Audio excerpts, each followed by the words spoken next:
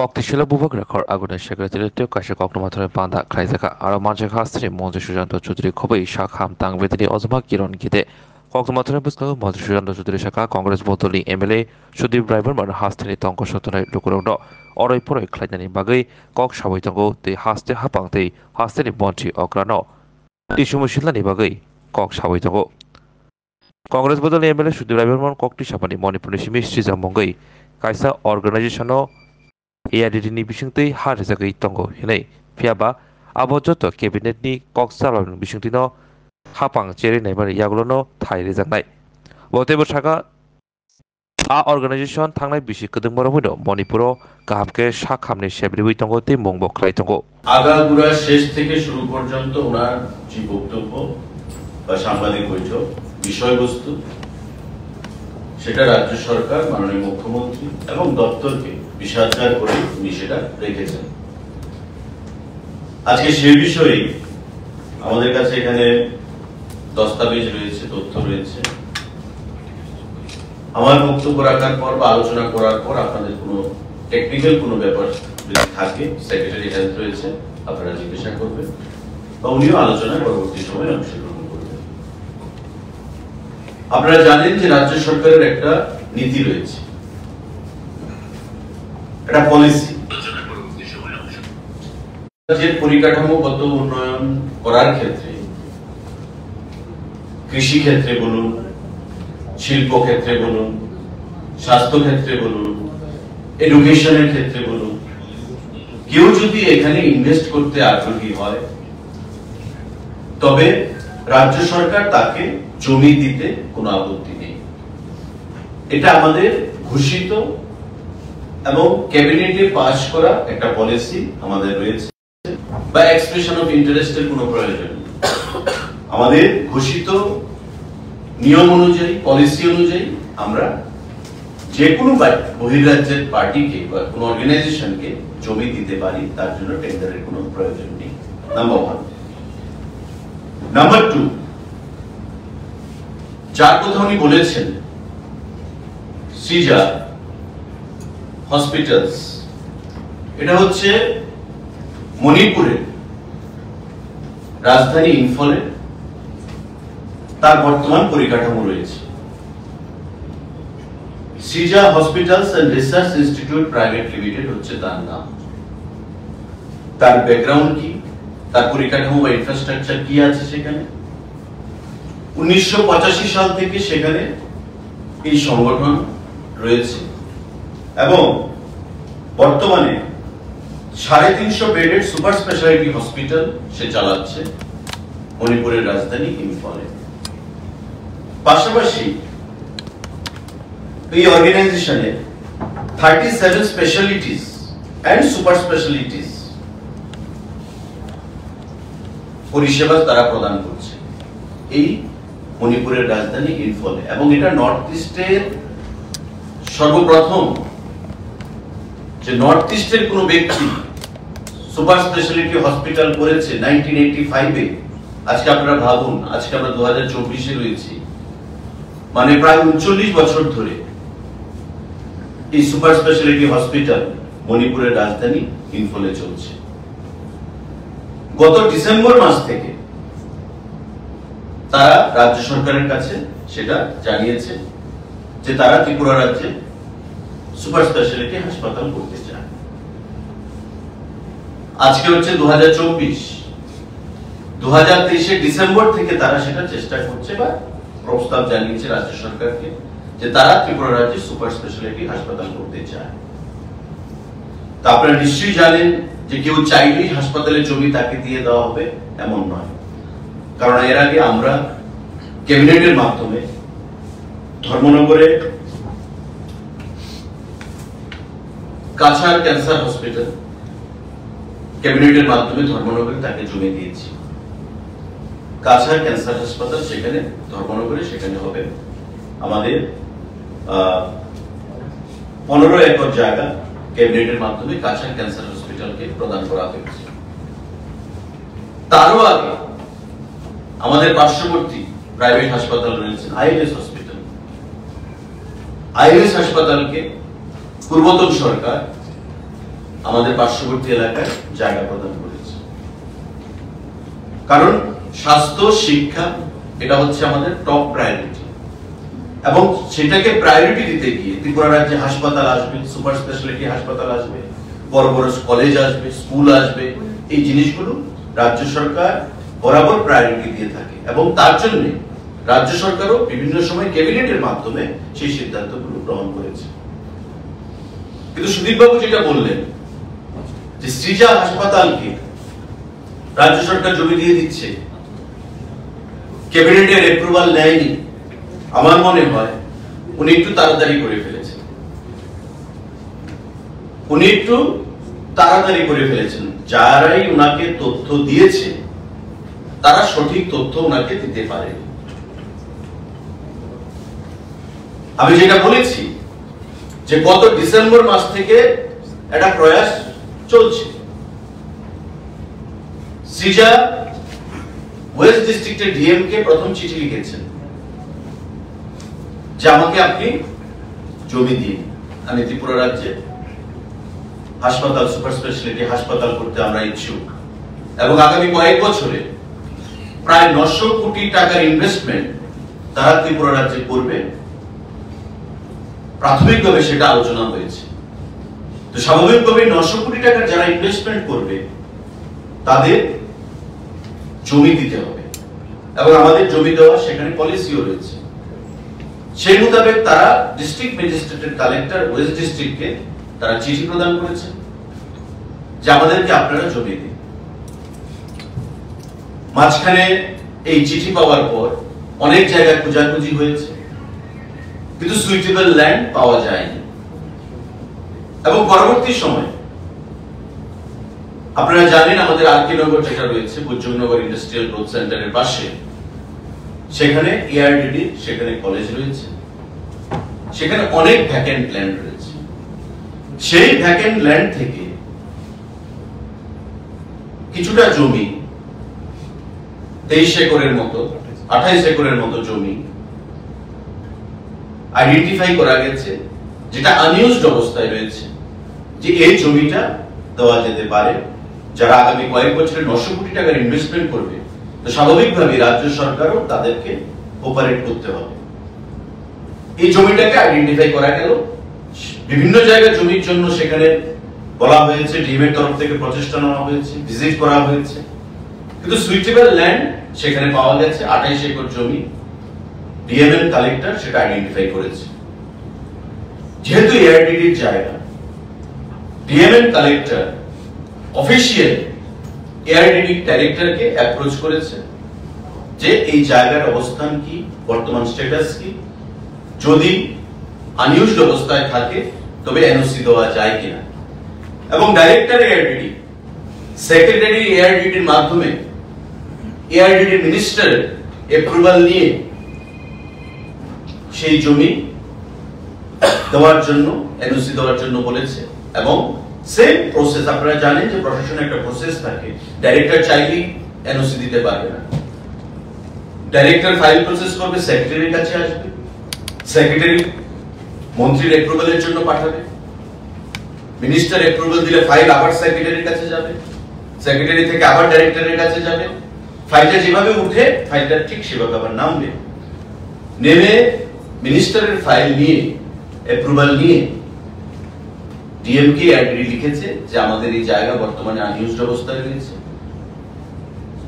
কোনো developmental activities এর জন্য আমরা সেটা এনওসি দিতে পারি না।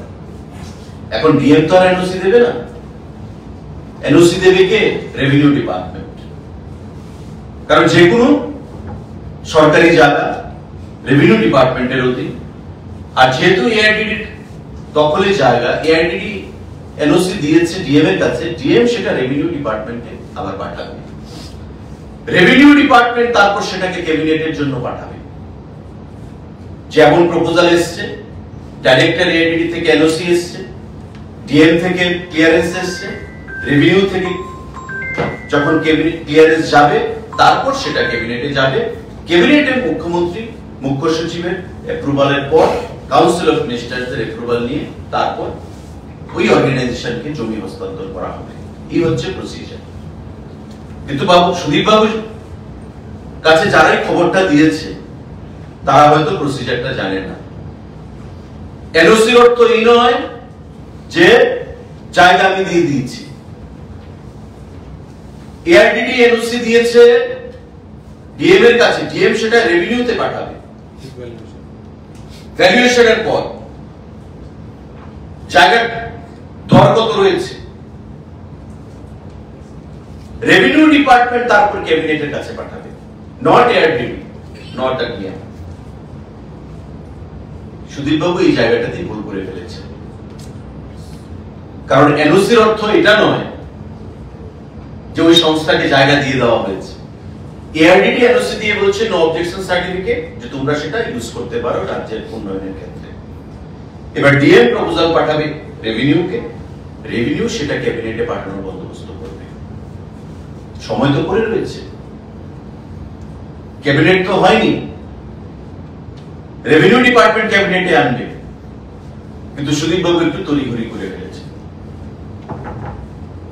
এবং সরকারকে, মুখ্যমন্ত্রীকে একটু কালিমালিপ্ত করার একটা চেষ্টা ওনারা করেছে। এবং আপনারা জানেন যে আমাদের সরকারের সবসময় একটা চেষ্টা বা একটা পলিসি, মেডিকেল এডুকেশন বলুন, হসপিটালস বলুন, সমস্ত ক্ষেত্রে এটাকে শিল্পের দরজা দেওয়া হচ্ছে। ইনভেস্টমেন্ট চাই, রাজ্যের গ্রোথ করতে গেলে বাইরের থেকে ইনভেস্টমেন্ট আনতে হবে, এবং সেই ইনভেস্টমেন্ট বিগত দিনেও যে সরকার ছিল তাদেরও একটা প্রয়াস ছিল। আমার পার্শ্ববর্তী আইএলএস হাসপাতাল তারই একটা নমুনা। আমরা ক্যাবিনেটের মাধ্যমে কাছাড় ক্যান্সার হসপিটালকে ধর্মনগরে জায়গা দিয়েছি। ক্যাবিনেটে কখন আসবে? যখন রেভিনিউ দপ্তর থেকে প্রপোজাল আসবে। এখনো তো রেভিনিউ দপ্তরের কাজ বাকি, একটু ধৈর্য ধরুন। সমস্ত প্রসেস মেনে, সমস্ত নিয়ম নীতি মেনে সমস্ত কিছু করা হবে। এত তড়িঘড়ির কিছু নেই। তড়িঘড়ি করে সরকারকে কালিমালিপ্ত করা যাবে না, বা স্বাস্থ্য দপ্তরকে কালিমালিপ্ত করার যে প্রচেষ্টা, সেটা আমি মনে করি, সরকার মনে করে যে রাজনৈতিক লাভালাভের জন্য অবশ্যই, এবং রাজ্যের জনগণ যারা, আপনারাও সাংবাদিক বন্ধুরা চান যে ত্রিপুরা রাজ্যে কোয়ালিটি হেলথ কেয়ার সেখানে থাকবে, কারণ প্রতি বছর শত শত মানুষ, এভারেজ যদি আমরা করি, রাজ্যের টাকা বাইরে চলে যাচ্ছে রেফারের মাধ্যমে। সেটাকে আমাদের রুখতে হবে, আটকাতে হবে। সেটাকে আটকাতে গেলে ত্রিপুরা রাজ্যে সুপার স্পেশালিটি হসপিটাল আমাদের প্রয়োজন, দরকার। তার জন্য মাননীয় মুখ্যমন্ত্রী আন্তরিকতার সঙ্গে ওনার চেষ্টা চালিয়ে যাচ্ছেন, এবং বিগত দিনে ওনার কার্যকালে আপনারা দেখেছেন যে স্বাস্থ্য ক্ষেত্র নিয়ে এখানে সেক্রেটারি হেলথ আছেন, আমাদের জিবি আগে কোথায় ছিল, আজকে বর্তমানে কোথায় রয়েছে। আমি এই কথা বলছি না যে রাজধানীতে সমস্ত পরিকাঠামোগত চেঞ্জ হয়ে গেছে বা ইনফ্রাস্ট্রাকচার চেঞ্জ হয়ে যাবে, কিন্তু এই কথা অনস্বীকার্য যে ত্রিপুরা রাজ্যে আজকে কঠিন রোগের সমস্যা চিকিৎসা সেখানে হচ্ছে, কঠিন থেকে কঠিনতর সার্জারি এখানে করা হচ্ছে। এবং আমাদের যেটা প্রায়োরিটি, যে হেলথ সেক্টরকে আরো শক্তিশালী করে ত্রিপুরা রাজ্যে সুপার স্পেশালিটি হাসপাতাল বাইরে থেকে আরো কি করে আনা যায়, এটাই তার একটা প্রয়াস। সিজা হাসপাতাল যারা ইচ্ছা প্রকাশ করেছে ত্রিপুরা রাজ্যে তাদের সুপার স্পেশালিটি হাসপাতাল করার, এবং আগামী কয়েক বছরে প্রায় 900 কোটি টাকা ইনভেস্টমেন্ট ত্রিপুরা রাজ্যে করার তারা মানসিকতা তারা প্রদান করেছে। এবং ইম্ফলে যারা গত 39 বছর ধরে সুনামের সঙ্গে কাজ করে যাচ্ছে,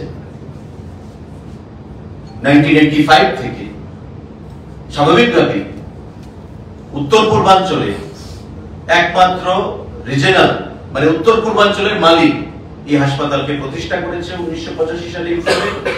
আজ পর্যন্ত সেটা সুনামের সঙ্গে কাজ করে চলেছে। তো স্বাভাবিকভাবে ত্রিপুরা রাজ্য তার একটা প্রয়াস গ্রহণ করেছে বা আন্তরিকতা তারা প্রকাশ করেছে স্বাস্থ্য দপ্তর থেকে। এবং সেটাকে কালে নিযুক্ত করার জন্য সুদীপবাবু এই সাংবাদিক বৈঠক করে আজকে মানুষকে বিভ্রান্ত করার জন্য, সরকারকে, মুখ্যমন্ত্রীকে প্রশ্ন চিহ্নের মধ্যে আনার জন্য চেষ্টা করেছেন।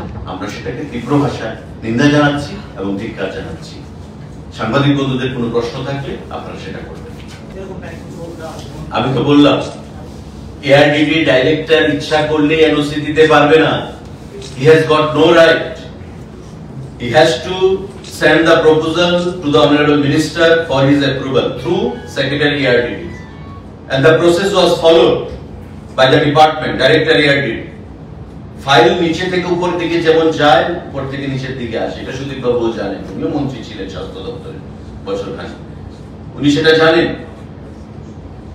এআরডিডি দপ্তর বলেছে যে আমার জায়গা এটা বর্তমানে আনইউজড অবস্থায় আছে। ডিএম কে লিখে বলেছেন আমরা এনওসি দিতে প্রস্তুত। এবার ডিএম রেভিনিউ ডিপার্টমেন্টকে লিখবে যে এই জায়গাটা এমন এআরডিডি এনওসি দিয়েছে, এখন আপনারা নেক্সট কোর্স অফ অ্যাকশন কি হবে। রেভিনিউ তারপর ক্যাবিনেটে পাঠাবে, ডিএম ক্যাবিনেটে পাঠাবে না বা এআরডিডি ক্যাবিনেটে পাঠাবে না। Proposal has to be initiated by the revenue department. এবং রেভিনিউ ডিপার্টমেন্ট কি করবে এটা সুদীপবাবু তো আর জানেন না। মাত্র প্রসেস শুরু হয়েছে, মাত্র প্রসেস শুরু হয়েছে। এনওসি কবে গেছে সুদীপবাবুকে যারা ফোন করে বলেছে, নিশ্চয়ই ওনারা বলেছেন, কিন্তু তারা একটু তাড়াহুড়া করে ফেলেছে। প্রসেসটা হয়তো ওনারা জানেন না।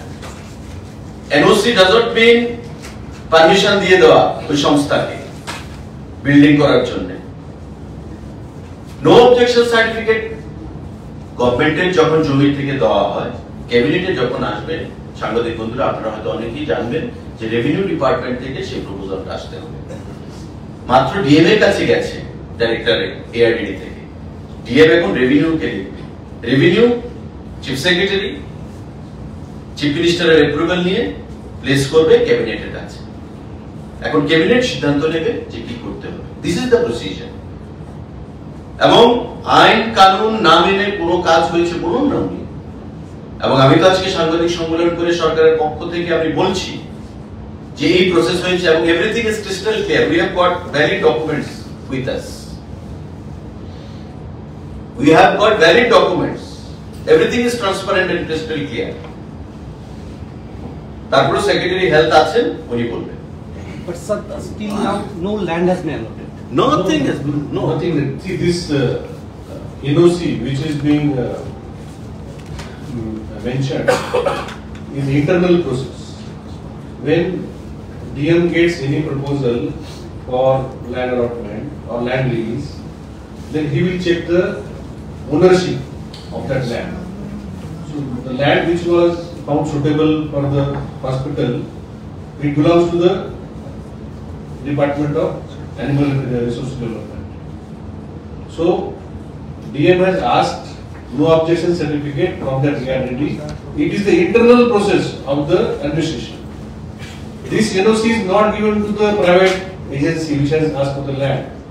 This NOC, which Minister Sir has the copy of that NOC, that NOC is given by the Director ARDD to the DM and collector. It is the internal process.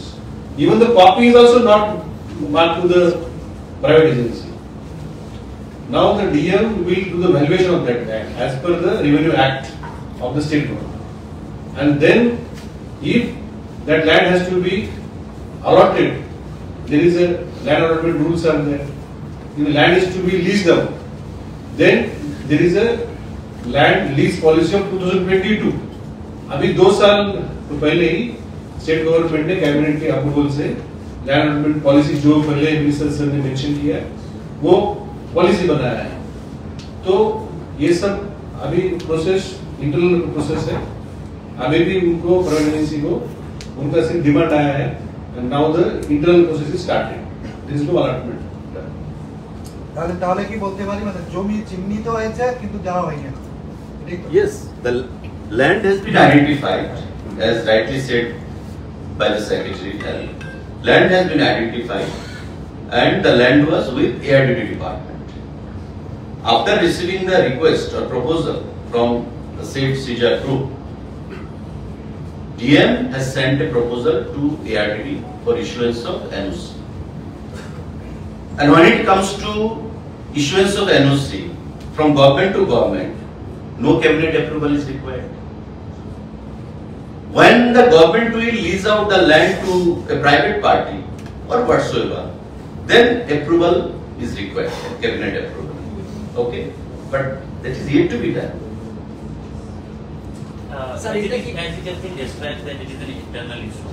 So how an MLA from the opposition party is getting so much of information what is happening inside the government? That I cannot say. That's why I have told that he was in hurry. He should have waited. He should have waited. He was in hurry to malign the government as well as the chief minister. So nothing of this sort, something he just wanted to mean that something fishy is going on. Nothing of this sort. This government has been very much transparent, and we have been doing all our formalities transparently. Everything is crystal clear and under public domain. রাজ্যে kidney ট্রান্সপ্লান্টের ক্ষেত্রে যে হাসপাতালের সঙ্গে চুক্তি হয়েছিল সেই সিজা hospital Secretary, yes. শুধু বলেছিলেন যে জায়গাটা নাকি এক মিনিট ওইটা See, জিবি হসপিটাল মধ্যে আমরা সুপার স্পেশালিটি ব্লক করেছি। ওখানে 9টা সুপার স্পেশালিটি আছে। আর 9টা সুপার স্পেশালিটির মধ্যে organ transplant is one of the speciality. তো আমাদের পুরো সেটআপ রয়েছে। অর্গান ট্রান্সপ্লান্ট আজকে আমরা কিডনি ট্রান্সপ্লান্ট করছি, আগামী দিনে আরো বাকি অর্গান আমরা ট্রান্সপ্লান্টেশন ওখানে করতে পারি, করব। কিন্তু আজকের দিনে এই যে কিডনি ট্রান্সপ্লান্ট করার জন্য যে ডক্টর লাগবে, সুপার স্পেশালিস্ট লাগবে, এটা আমাদের রাজ্যে নাই। তো সিজা hospital has given the services of their doctors for the kidney transplant from case to case basis. একটা পেশেন্টকে উনি কিডনি ট্রান্সপ্লান্ট করলে আমরা ওনাকে 1.5 লাখ রুপিস দেব। বাকি যে আমাদের সেটআপ, আমাদের যে কনজিউমেবল যে লাগে, মেডিসিন লাগে, এটা আমাদের শুধু আমরা ওনার স্পেশালিটি সার্ভিসেস যেটা আমরা পেব, ওদের সঙ্গে আমাদের একটা এমওইউ রয়েছে। It is same hospital. উনি বলেছিলেন যে গভর্নমেন্ট ল্যান্ড কোনোভাবে অ্যালটমেন্ট দেওয়া যায় না, লিজ দেওয়া যেতে পারে তার পার্টিকুলার জন্য। সেটা কি এই সিজাকে কি ল্যান্ডটাকে অ্যালটমেন্ট দেওয়া হবে নাকি লিজ দেওয়া হবে? এখন তো সিজা যে চিঠি দিয়েছে রাজ্য সরকারকে, এটা উনি আমাদের কাছে লিজ চেয়েছে, আর আমাদের যে লিজ পলিসি আছে 2022 এ, তো লিজ চাইলে আমরা একটা প্রিমিয়াম নেব আর প্রত্যেক বছর আমাদের রেন্ট নেব, লিজ রেন্ট। যদি অ্যালটমেন্টটা করা যায়, অ্যালটমেন্ট যদি আমরা করি তাহলে ওয়ান টাইম আমরা একটা অ্যালটমেন্ট প্রিমিয়াম নেই। ওখানে কোনো হাউ মেনি ইয়ার্স এরকম কিছু থাকে না, শুধু পারপাস থাকে কি আপনি এই ল্যান্ড, আপনি হসপিটাল, স্কুল, এই জন্য আপনারা করতে পারেন। এখন যে ওনারা চেয়েছে এটা লিজ চেয়েছে, আর আমাদের কাছে লিজ পলিসিও আছে। ক্লিয়ার? সবার কাছে ক্লিয়ার বিষয়টা? Thank you.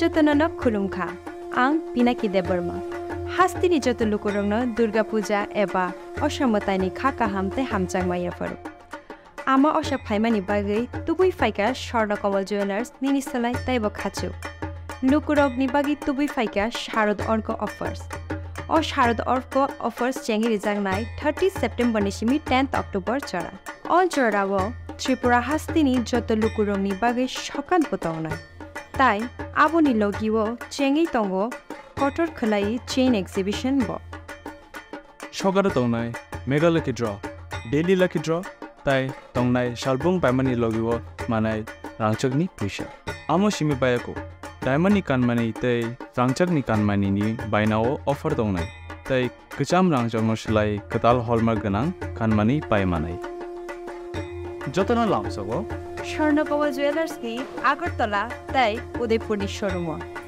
हामबाय।